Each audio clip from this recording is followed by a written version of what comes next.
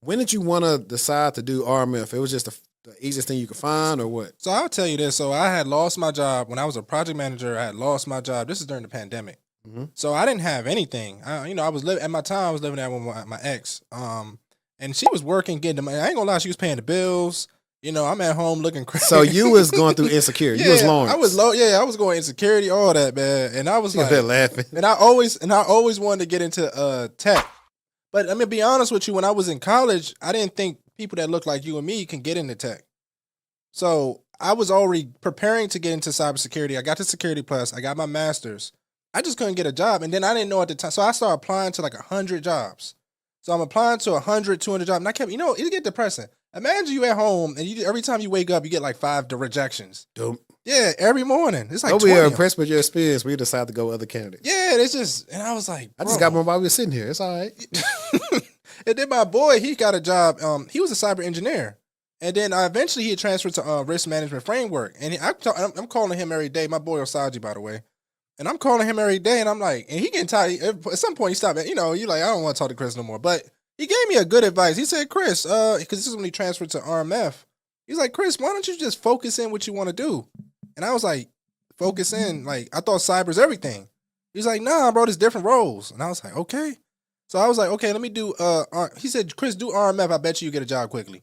I was like, I don't know how to get into RMF. So he just sent me his resume. And during my master's program, I didn't know NIST. I had to read the NIST guidelines. A lot of that stuff I already did. So what you talked about, I put project on my resume, put in things that I've done on the courses I did. And then I transferred my resume. I didn't have the experience of what he did, but I went to go learn it.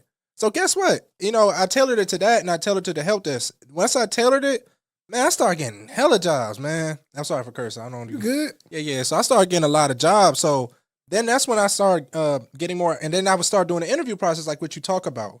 So I'm like, I'm starting to get into questions. And then I say like 2 months later, I finally got to all the way to the hiring manager. And I was talking to this guy. And then he was like, I put a lot of stuff on the resume. Didn't make sense. I ain't gonna lie.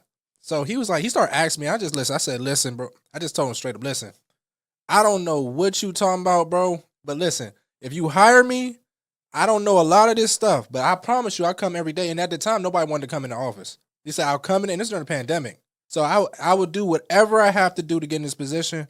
And then that's when he gave me a job. And that was the best moment in my life. Yeah, and that's the thing, too, I've always told people that's still searching now, because a lot of people still holding on to remote. Most companies now is hybrid and on-site. Back then, it's like, yo, if you stay in an area that got jobs, go into the office. Get your experience. Once you get the cachet to work remote, find your remote job. Like, I think that's the thing that I kind of hated a lot of times. Like, even the person that y'all was talking about, that granted, I mean, it worked out for them, but it's like, sometimes you got to take a dip. Yeah, you can't always just laterally move over and get the highs of the highs. And some of the people will be feeling like they are entitled to something. I'm like, you don't know nothing.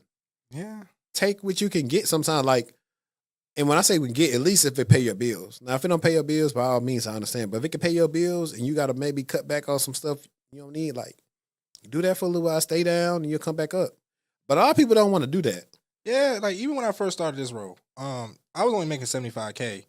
But when I would go around the office and ask other people what they get, and they would laugh at me. Oh, I'm getting 160, 150. I'm like, I know more than you at $75K going from the bottom, coming in the office, talking to everybody.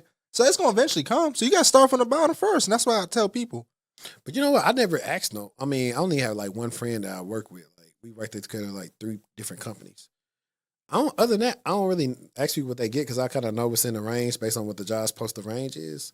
Because some places you do that and it'll, people let you go sometimes just for inquiring about what people getting paid because people don't know how to be quiet about it. Yeah, I never said anything. They would kind of tell me and hint at it, but I never told them. I'm quiet. You tell me something, I keep it quiet. You know? Yeah, I'm the type of person though. When I see you at a job and you're doing good, I'll tell you.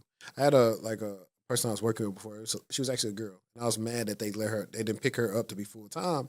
I was like, yo, it's kind of good that you're going somewhere else because you're gonna get some experience and realize you've been doing some bull for the last 2 years, and you're finna go learn more and get your bag up. And she told me thank you for telling me that because I have learned so much since I left that company. I was like, I know. I'm the type of person that'll tell you, go get your bread and, take care of yourself. For real, for real. Thanks.